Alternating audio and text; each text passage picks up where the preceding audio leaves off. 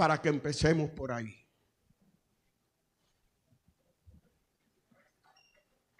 Hebreos 7, vamos a leer del 1 al 3. Pero vamos a andar el capítulo completo. Amén. Gloria a Dios. Porque este Melquisedec, rey de Salem, sacerdote del Dios Altísimo, que salió a recibir a Abraham, que volvía de la derrota de los reyes, y le bendijo, a quien asimismo dio a Abraham los diezmos de todo, cuyo nombre significa primeramente Rey de Justicia, y también Rey de Salem, esto es, Rey de Paz, sin padre, sin madre, sin genealogía, que ni tiene principio de días, ni fin de vida, sino hecho semejante al Hijo de Dios, permanece sacerdote para siempre. Padre, gracias. Gracias, Señor. Señor, guíanos por medio de este estudio.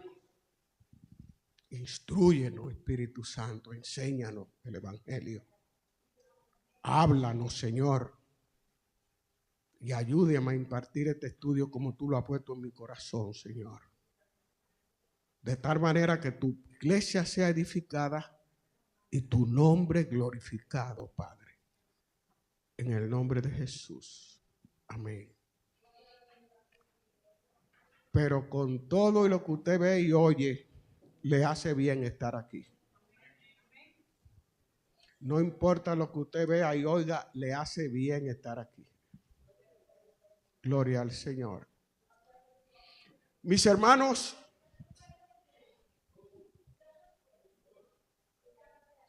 Melquisedec aparece en el escenario de la historia una sola vez, aparentemente un día. 1000 años después de eso, David se refiere a Melquisedec para dar una profecía respecto a Jesucristo. Salmo 110, verso 4. No tiene que buscarlo, si quiere anótelo. Tú eres sacerdote para siempre. Juró Jehová y no se arrepentirá. Tú eres sacerdote para siempre según el orden de Melquisedec. Y como 1000 años más después, el escritor de la epístola a los Hebreos nos da un detalle con todos los pormenores, minucioso, de la persona de Melquisedec, para que nosotros sepamos sin ninguna duda que Melquisedec es un tipo de Cristo. Pero Melquisedec, como le digo, era un hombre de carne y hueso, porque si era un tipo de Cristo tenía que ser terrenal. ¿Por qué no da esos detalles tan minuciosos el escritor de Melquisedec? Porque fue algo fuera de serie, algo extraordinario, algo que si usted lo piensa lo puede hasta dudar.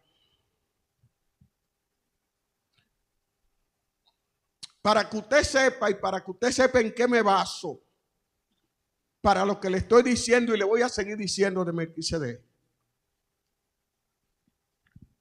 Quiero que usted sepa que cuando el texto dice que su nombre significa Rey de Justicia, ese mismo atributo lo tiene Jesús. Se lo da Zacarías 9:9. Cuando dice que era Rey de Salem, que es lo mismo que Rey de Paz, ese atributo lo tiene Jesús. Se lo da Isaías también en el capítulo 9, en el verso 6. Esa palabra Salón proviene de la misma raíz, Salem, de la palabra Shalom, que significa paz. Y Salem era un nombre antiguo de Jerusalén, según el libro de los Salmos. Salmo 76. Eso sí quiero que lo busque. Salmo 76. Los primeros 2 versículos.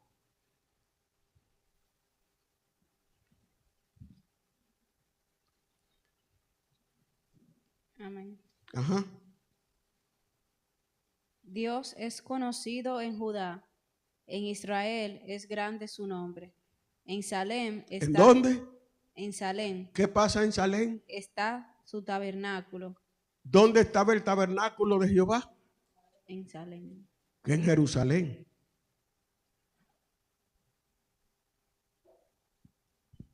De ahí era rey. Un rey fuera de serie. ¿Por qué fuera de serie? Por la época y en el ambiente. En una época en que nadie practicaba el culto puro a Jehová, la verdadera religión. Él no solamente retenía la verdadera religión, sino que personalmente ejercía el sacerdocio, el oficio sacerdotal. En un ambiente de corrupción, de impiedad y de superstición. Por un lado tenía Sodoma y Gomorra, y por el otro lado tenía los cananeos, y él en el medio. Ese era su entorno inmediato. Su entorno inmediato era Sodoma y Gomorra por un lado, y por otro lado los cananeos. Y su entorno más lejano, no se conoce a nadie que practicara el verdadero culto en esa época a Jehová, excepto la familia de Abraham. Y él.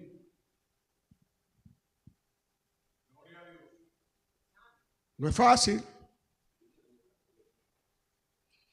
Gloria al Señor. Y dice la Biblia que él salió al encuentro de Abraham cuando Abraham venía de la derrota de los reyes que se llevaron cautivo a Lot. Y los diezmos del botín que le pertenecían a Jehová, Abraham se lo dio a él. Y él bendijo a Abraham.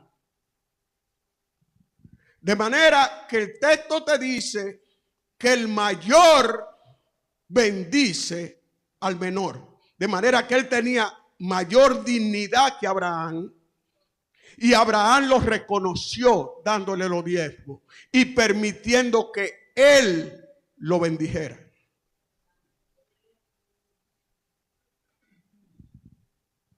¿Por qué Abraham le da los diezmos a Melquisedec? Tenemos que verlo en el origen para que lo entendamos. ¿Por qué razón se establecieron el pago de los diezmos en Israel? ¿Por qué se estableció el pago de los diezmos? Cuando Josué le distribuye la tierra de Israel a las 12 tribus, la tribu de Leví era tan descendiente de Abraham igual que todas las demás tribus. Pero a la tribu de Leví fue privada de tierra agrícola. De manera que la tierra que en suerte le correspondía a la tribu de Leví, le fue repartida a las demás tribus. Y como las demás tribus tienen la tierra que le correspondía a Leví, le dan un diezmo a Leví como compensación por la tierra que le pertenecía a ellos, porque ellos estaban explotando la tierra que le pertenecía en suerte a Leví. Hasta ahí usted lo entiende. Es el primer diezmo. Pero eso no se queda ahí. Leví, la tribu de Leví, no se le dio tierra agrícola porque estaban al servicio de Dios y ejerciendo el ministerio público en la congregación. Pero el ministerio que ejercía la tribu de Leví era en beneficio de todo el pueblo. Usted lo entiende, ¿verdad? Era en beneficio de todo el pueblo.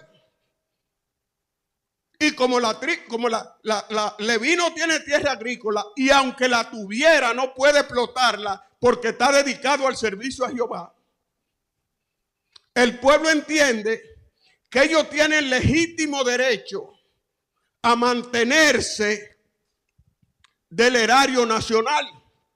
Entonces ellos le deben un diezmo a Leví como remuneración por su trabajo. Ya no por la tierra, sino por el trabajo que hace Leví en favor de toda la comunidad. Sígame.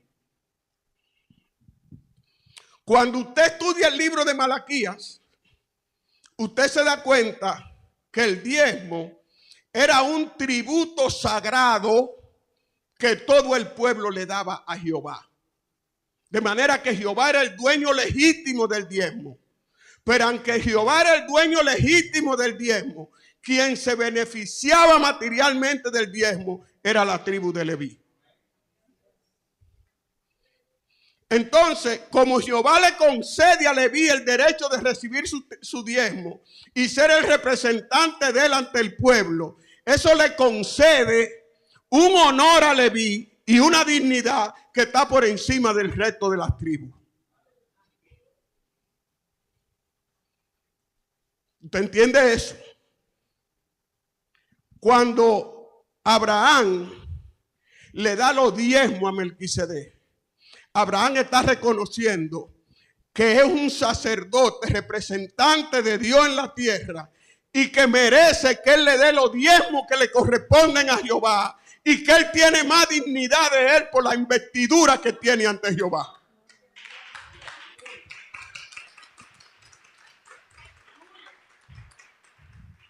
Hasta ahí usted lo entiende. Entonces es uno de los problemas que no podían entender los hebreos. Porque Abraham era el más grande de los héroes nacionales de Israel. El más grande. Y el segundo era Moisés. Entonces ellos tienen a un Abraham que es más grande que ellos, dándole un diezmo a un sacerdote que no es judío. Porque Abraham entiende que ese hombre tiene más dignidad que él. Y realmente la tenía.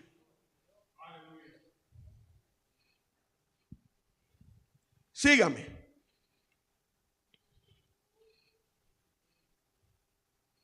¿Por qué bendice Melquisedec a Abraham? Dice la Biblia que sin lugar a duda el menor es bendecido por el mayor. Isaac bendice a su hijo Jacob. Génesis 27, 27. Del 27 en adelante. Cuando Jacob desciende a Egipto con su familia y se produce el encuentro entre Jacob y Faraón, dice la Biblia que Jacob bendijo a Faraón. En ese momento, Faraón era el hombre más importante de toda la tierra. Faraón era en ese momento lo que era Donald Trump ahora por la investidura de su puesto. Presidente de la nación más rica y más importante del mundo. Eso era Faraón en aquella época. Y a Jacob posiblemente lo conocían 2 o 3 gente en Canaán. Pero Jacob era más grande que Faraón ante los ojos de Jehová. Porque sus pensamientos no son el pensamiento de los hombres.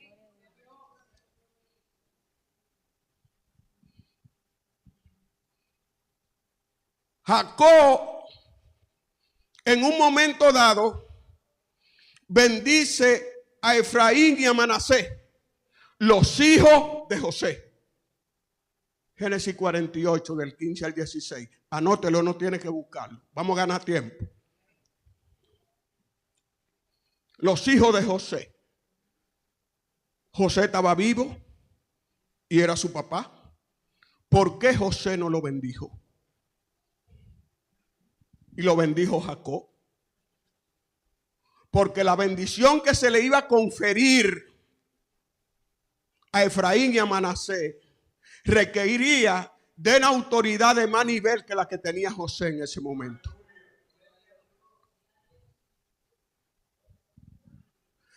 Ahora, si Jacob se hubiera muerto, la bendición de José era válida. Pero mientras Jacob estuviera vivo, el mayor nivel lo tenía Jacob.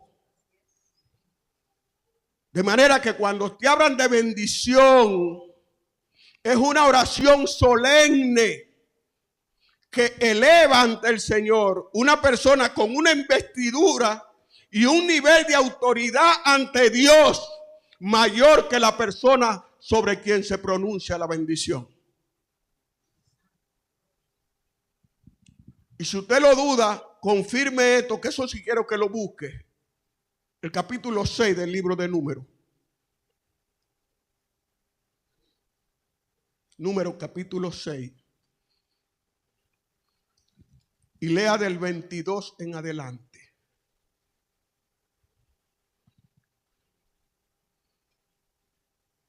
Amén. Uh-huh. Jehová habló a Moisés. ¿A quién? A Moisés. Ajá. Diciendo: habla a Aarón y a sus hijos, y Ajá. diles: así bendeciréis a los hijos de Israel, diciéndoles: Jehová te bendiga y te guarde. Jehová haga resplandecer su rostro sobre ti y tenga de ti misericordia. Jehová alce sobre ti su rostro y ponga en ti paz.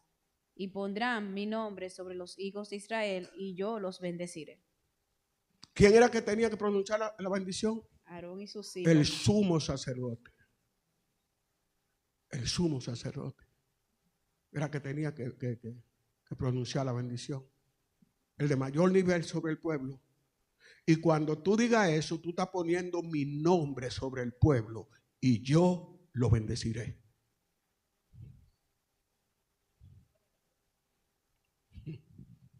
Bendito sea el Señor. Quiero decirle algo breve que me llegó a la mente ahora, que me sucedió hace unos años, hace como 12 o 13 años. A mí me llama una hermana de la iglesia. Era un día de semana, creo que el lunes. Y me dice: pastor, ¿usted está en la casa? Digo: sí, yo estoy en la casa. ¿Puedo pasar por allá más tarde? Porque aquí hay una misionera que vino de República Dominicana. Y me dijo que el Señor le dijo que orara por usted para que lo bendijera. Digo: hermana, dígale a esa misionera que averigüe bien quién fue que le dijo que orara por mí, pero ese no fue Jehová. Se me ofendieron las dos. Pero a pesar de que se ofendieron, el domingo de la misma semana vinieron al templo. La 109. Nosotros estábamos casi empezando. Y cuando yo iba a empezar a predicar, me viene la persona otra vez y me dice, andaban las dos, que la misionera quiere decirme algo. Cojo para donde la misionera. Digo: dígame. Y me dice que Jehová quiere que levantemos un clamor. Y yo le pregunto que un clamor, ¿por qué? Y ella no me quiso contestar y yo me fui. Digo: mi hermana, porque si usted le clama a Dios, usted clama a Dios por algo. Cuando usted le levanta un clamor a Dios, hay una situación apremiante que usted clama a Dios para que está necesitando la intervención divina. Gloria al Señor. Mire, mi hermana, Jesús dijo que nos tira aquí como oveja mansita entre lobos, que tenemos que ser mansos como paloma y astutos como serpiente. El hecho de que usted sea humilde no significa que usted sea bobo.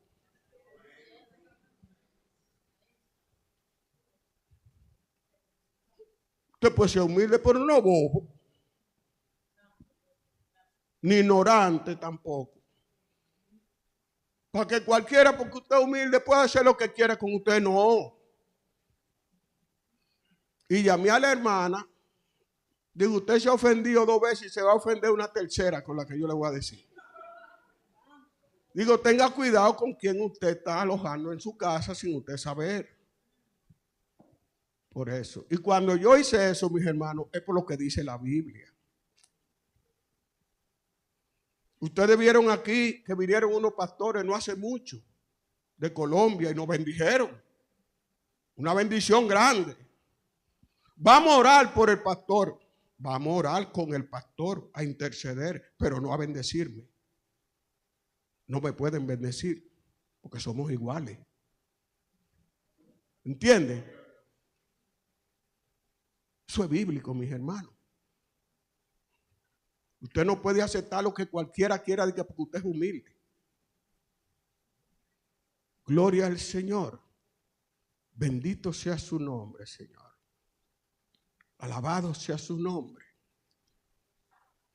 Mis hermanos, el segundo argumento que presenta el escritor, que va desde el verso 11, ahora sí va a leer Ricky, hasta el 19. El segundo argumento, lo que él argumenta para que quede establecido que el sacerdocio de Melquisedec, que es el mismo que el de Cristo, era superior al levítico, es que tan pronto el sacerdocio de Cristo entró en vigencia, fue abolido el sacerdocio levítico. Y cuando he cambiado el sacerdocio, es necesario que haya un cambio de ley. Vamos a esperar que Nicky lea para después entrar en materia. Gloria al Señor. Amén. Si pues la perfección fuera por el sacerdocio levítico, pues bajo él recibió el pueblo la ley, ¿qué necesidad habría aún de que se levantase otro sacerdote según el orden de Melquisedec? Espérate ahí un momentito, usted está entendiendo, ¿verdad? Si el sacerdocio levítico fuera perfecto y resolviera el problema, ¿qué necesidad hay de crear otro sacerdocio? Si se crea otro es porque se nos resuelve el problema. Comienza a decir el escritor, sigue leyendo. Otro sacerdote según el orden de Melquisedec, y que no fuese llamado según el orden de Aarón, porque cambiado el sacerdocio, necesario es que haya también cambio de ley. Y aquel de quien se dice esto es de otra tribu, de la cual nadie sirvió al altar. De Melquisedec. Bueno, de otra tribu, Jesús. Está hablando de Jesús, que es de otra tribu de la cual de Judá nadie sirvió al altar. Sigue leyendo. Porque manifiesto es que nuestro Señor vino de la tribu de Judá, de la cual nada habló Moisés tocante al sacerdocio. Y esto es aún más manifiesto, si a semejanza de Melquisedec se levanta un sacerdote distinto, no constituido conforme a la ley del mandamiento acerca de la descendencia, sino según el poder de una vida indestructible. Pues se da testimonio de él: tú eres sacerdote para siempre, según el orden de Melquisedec. Queda pues abrogado el mandamiento anterior a causa de su debilidad e ineficacia, pues nada perfeccionó la ley, y de la introducción de una mejor esperanza por la cual nos acercamos a Dios. Gloria al Señor. Si usted se fija a partir del mismo verso 11, el escritor dice que fue necesario sustituir el sacerdocio levítico por otro sacerdocio, porque el sacerdocio levítico era imperfecto. Eso es lo que dice. ¿Por qué dice que era imperfecto? ¿En qué sentido era imperfecto el sacerdocio levítico? Es lo que a mí me interesa que usted entienda. ¿En qué sentido era imperfecto? ¿Por qué? ¿Qué es lo que procura el sacerdocio? El sacerdocio lo que busca es comunión entre el hombre y Dios. Desde que Adán falló, Génesis 6, no contenderá mi espíritu para siempre con el hombre. ¿Por qué, Jehová? Porque el hombre es carne. He estado llamando al hombre a la comunión desde que se apartó de mí y no hay forma de que llegue. Es comunión. Entonces, ¿qué ocurre? Los medios que la ley pone a disposición del hombre para que el hombre se acerque a Dios, investido de la santidad que demanda la ley, los medios que la ley pone a disposición del hombre no le permiten al hombre tener una comunión perfecta con Dios. ¿Por qué no, pastor? Porque Dios es espíritu Y tú no te vas a comunicar con un Dios que es espíritu de manera perfecta, haciendo ofrenda de sacrificio y de chivo, y con la ceremonia que establecía la ley. Para tú tener una comunión perfecta con Dios, era necesario que viniera un sacerdocio que regenerara al hombre, le impartiera vida espiritual, para por medio de esa vida espiritual tú poderte comunicar con Dios de espíritu a espíritu. ¿Usted me sigue? Era necesario un sacerdocio como ese. ¿Por qué? Porque el hombre hacía lo que hacía el sacerdote en nombre y representación del hombre ante Jehová. No podía proporcionar una comunión perfecta entre el hombre y Dios. Era imposible. Desde ese punto de vista que era imperfecto. Y como era imperfecto, había que cambiarlo por uno que fuera perfecto como el que encabezó Cristo. Y el texto te dice que cuando hay cambio del sacerdocio, es necesario que también se cambie la ley. ¿Por qué, pastor? ¿Por qué hay que cambiar la ley cuando se cambia el sacerdocio? Porque la ley está fundamentada en el sacerdocio. El sacerdocio es el fundamento de la ley. ¿Por qué? Porque los sacerdotes santos y la ofrenda y los sacrificios santos que hacen a favor del hombre, eso es lo que le permite al hombre acercarse a Dios, investido de la santidad que la ley demanda. Si el sacerdocio desaparece, la ley no tiene nada que hacer para procurar comunión entre Dios y el hombre. ¿Usted entiende eso? Precisamente por eso es que cuando había cambio de sacerdocio, es necesario que hubiera también cambio de la ley. Porque sin el sacerdocio la ley no hacía nada. Gloria al Señor. Gloria al Señor. Gloria al Señor. Ahora bien, ¿por qué le era a él difícil explicarle eso a los judíos y que lo entendieran? Era difícil que lo entendieran por una razón. Usted no dice que desde que entró en vigencia el sacerdocio de Cristo fue abolido el sacerdocio levítico. Pero eso fue en el año 30 que entró en vigencia, cuando Pentecostés. Y han pasado 30 años, 3 décadas. Y todavía el tabernáculo está ahí. Y yo veo a los sacerdotes ofreciendo cosas. Y cómo no lo entendían. ¿Entienden? Porque el tabernáculo estaba ahí todavía y los sacerdotes estaban ahí ofreciendo. ¿Cómo es posible que usted me diga que cuando entró en vigencia el sacerdocio de Cristo fue anulado esto? Y yo veo el tabernáculo ahí todavía y los sacerdotes no podían entender. ¿Usted entiende? No podían entender. Por eso él, vaya conmigo ahora al capítulo siguiente, al 8, momentáneamente. Por eso él le profetiza en el capítulo 8, como si le dijera: aunque todavía ustedes vean eso ahí, vean los sacerdotes, ellos están ahí porque ellos no aceptaron a Jesús como el Mesías, porque no entienden. Pero ese sacerdocio y el templo, eso está a punto de desaparecer. En 8:13 se lo dice, léalo para que usted vea. Amén.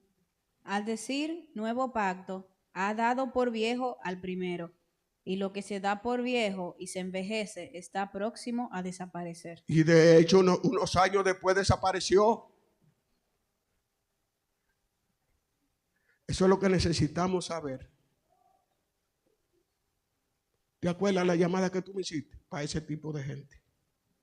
Eso es lo que la gente a veces quiere. Esa que es judía, ella entiende. Si tú le hablas de esto, ella entiende. Si tú le hablas de esto, ella entiende. Él da la profecía cuando se escribe la carta, que debió ser por ahí en los 60, y unos años después, en el 66, estalla la revuelta de los judíos contra Roma, y Roma viene a destruir a los judíos. Se arma un revolú entonces en Roma y la guardia tiene que volver para allá de nuevo. Pero cuando sofocan el problema en Roma, vienen virados y destruyen el templo a Jerusalén en el año 70. Y ahí se cumplió eso. Y también se cumplió la profecía de Jesús, de que no quedará piedra sobre piedra que no sea derribada. Cuando le dijo a sus discípulos, no pasará esta generación. En la Biblia una generación son 40 años. La profecía se dio en el año 30 y en el año 70 fue destruido el templo. No pasará esta generación sin que todo esto acontezca. Bendito sea tu nombre, Señor. Alabado sea su nombre. Esa es la razón por la cual el sacerdocio de Cristo sustituyó al Levítico. Y hubo que cambiar la ley. La ley del Antiguo Testamento le cedió el paso al Evangelio. Y en esta hora es la ley de la gracia, la ley del amor de Cristo. Bendito sea su nombre. Y el tercer argumento que presenta el escritor para demostrar que el sacerdocio de Melquisedec es superior al Levítico está entre los versos 20 al 28.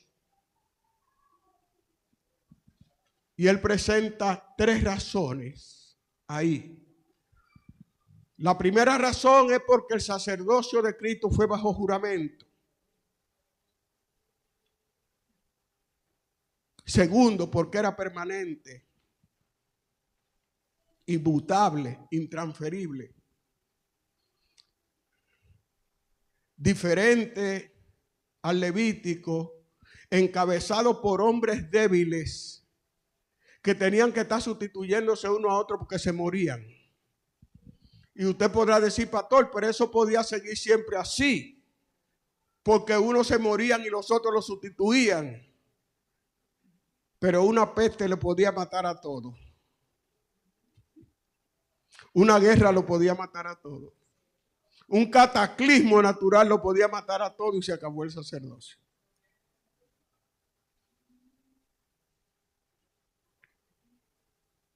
Y este era sacerdocio para siempre. Gloria al Señor. Fue por juramento, al interponer juramento para nombrar a Cristo. Imagínense que Dios jurando. Usted se imagina de que Dios jurando. Eso le impartía un honor al sacerdocio de Cristo que no tenía el de Melquisedec. Era permanente, intransferible, inmutable. ¿Por qué? Porque no cambia. Y la tercera razón que él da ahí son las excelsas cualidades de Cristo como nuestro sumo sacerdote. Santo, inocente en cuanto a malicia, sin mancha, apartado de los pecadores y hecho más sublime que los cielos. Gloria al Señor. Bendito sea tu nombre. Aleluya. Hay poder en Jesús. Pastor,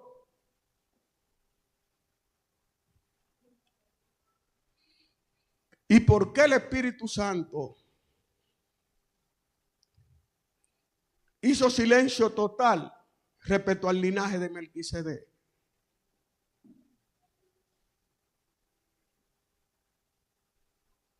Lo presenta en las Escrituras como alguien que jamás nació y que jamás murió.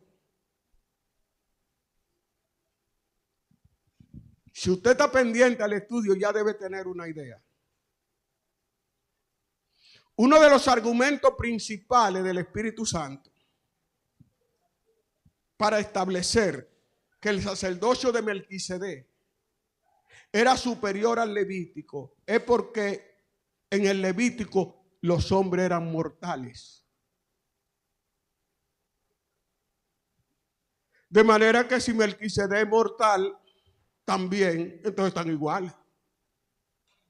Le pasó de noche a la mayoría. El sacerdocio de Melquisedec es superior al de los levitas, porque los levitas eran hombres mortales. Entonces, si Melquisedec es un hombre mortal igual que ellos, son en el mismo nivel entonces. Ahora lo cogieron algunos. Vuelvo otra vez. El Espíritu Santo dice que el sacerdocio del orden de Melquisedec es superior al de los levitas, porque el ministerio de los levitas está integrado por hombres mortales, por hombres que se mueren. Entonces, si Melquisedec se muere, son lo mismo. Por eso es que lo presenta como alguien no mortal. Ahora lo cogieron 2 o 3 más.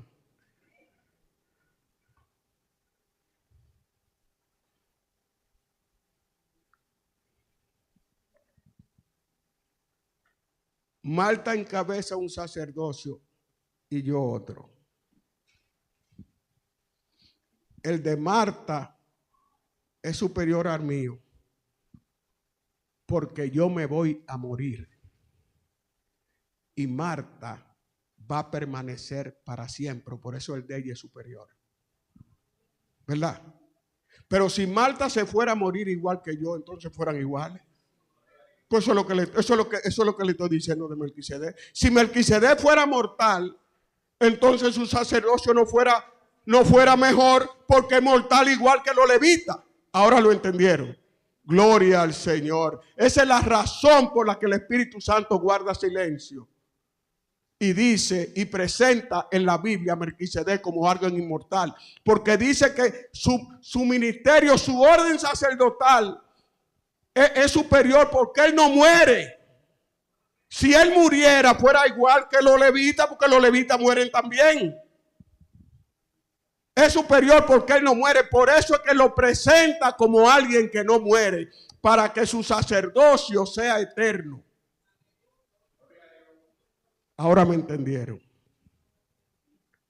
A pesar que hay unos que todavía no han entendido. ¿Tú entendiste? ¿Tú entendiste? Gloria a Dios.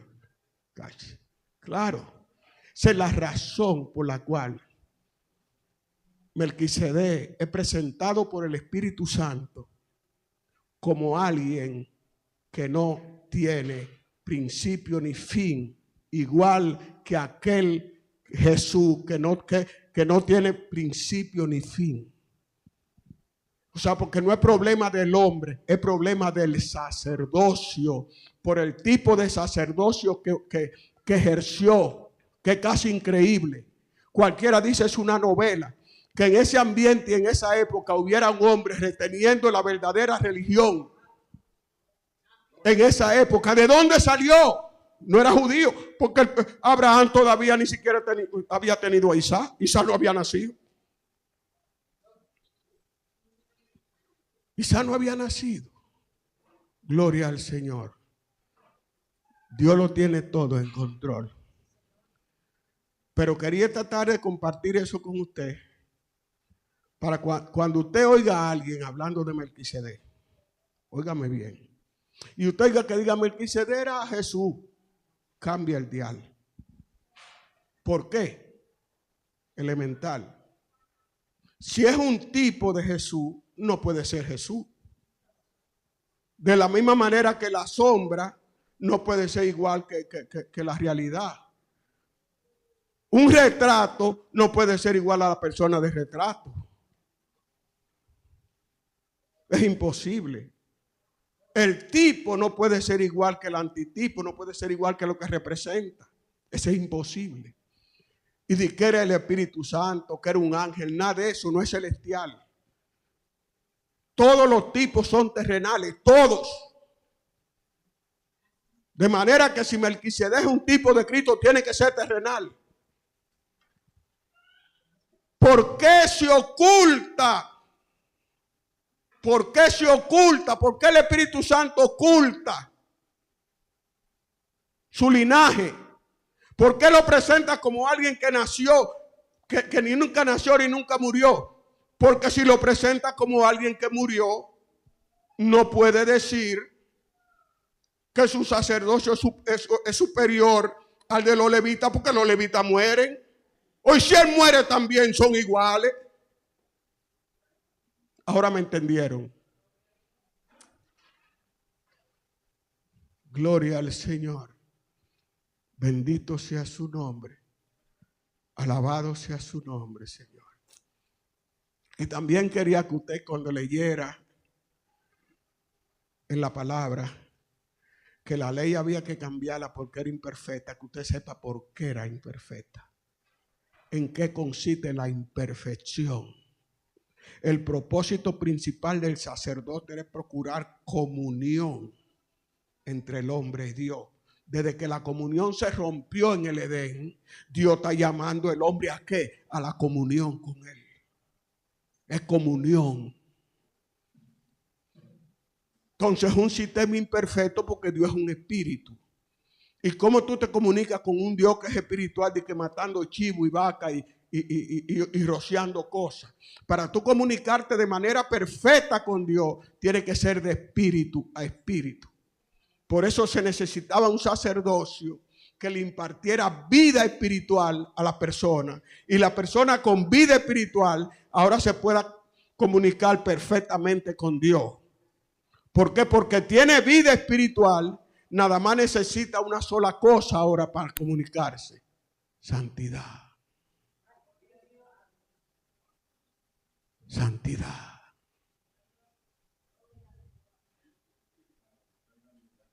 Santidad. Para comunicarte con Dios.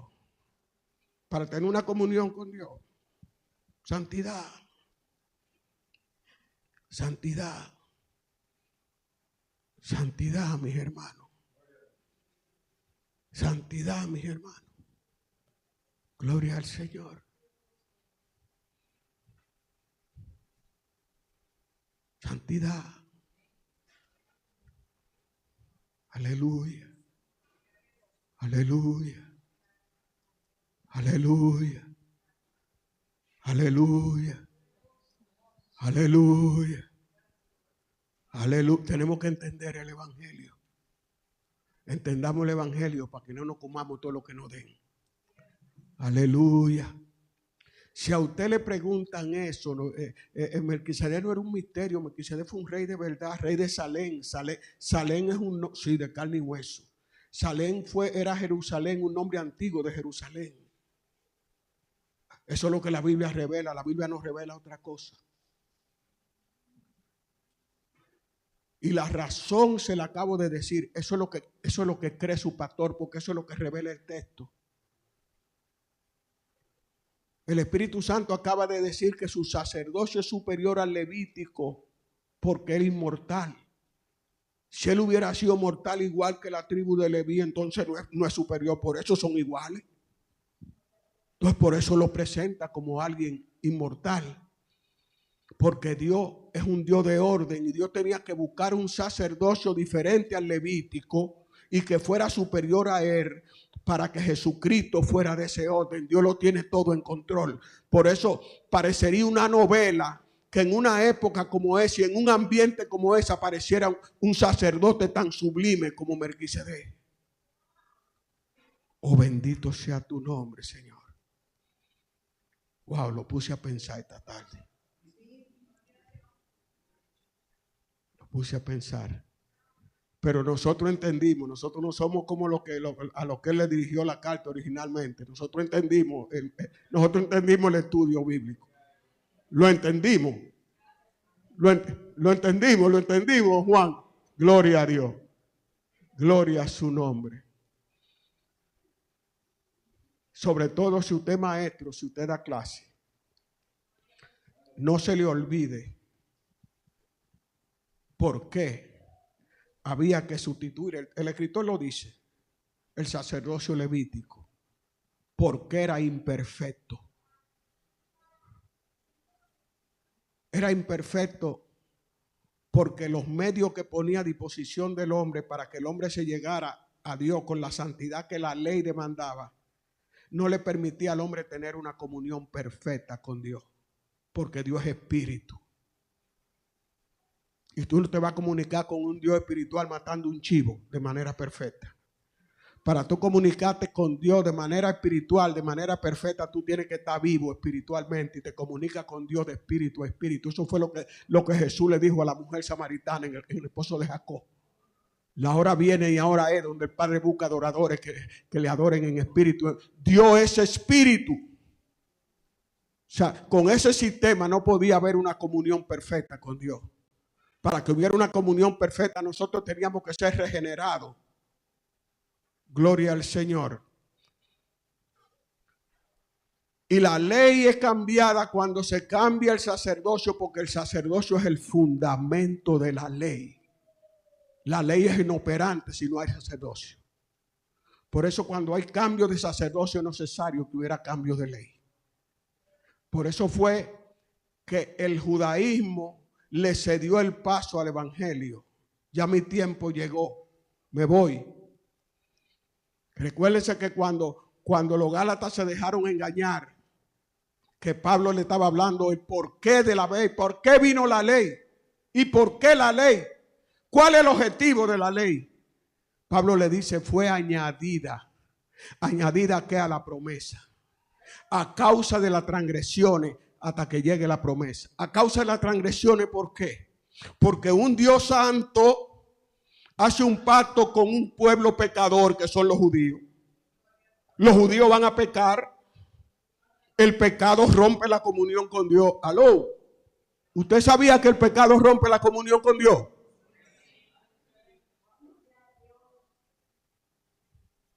Miren, mis hermanos, no sé, me acuerdo si fue el viernes ya avanzado en la noche o el sábado en la madrugada, que oí como 3 veces. Me llaman Señor, Señor, Señor, pero nunca me obedecen. Así mismo, mis hermanos. Pero déjeme seguirle la cuestión que me interrumpí yo mismo. Fue añadida a causa de las transgresiones hasta que llegue la promesa. Un Dios santo hace un pacto con un pueblo pecador. El pueblo va a pecar. El pecado rompe la comunión con Dios.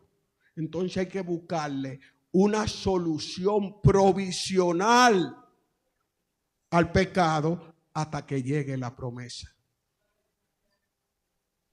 Porque si no se le busca esa solución provisional, no hay comunión entre Dios y el pueblo. ¿Y cómo Dios puede llevar a cabo un plan contigo si no se puede comunicar contigo? Si Dios tiene que decirte lo que tú tienes que hacer y no se puede comunicar contigo.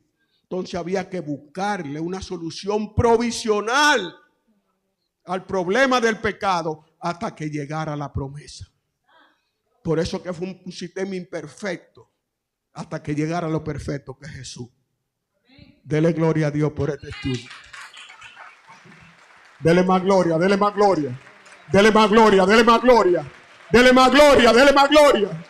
Oh, bendito sea tu nombre, Jehová. Alabado sea tu nombre, Señor. Hay poder en Jesús. Aleluya. Aleluya, aleluya, aleluya. Poderoso Dios, Marta. Gloria. Mis hermanos, estamos casi en el evangelismo.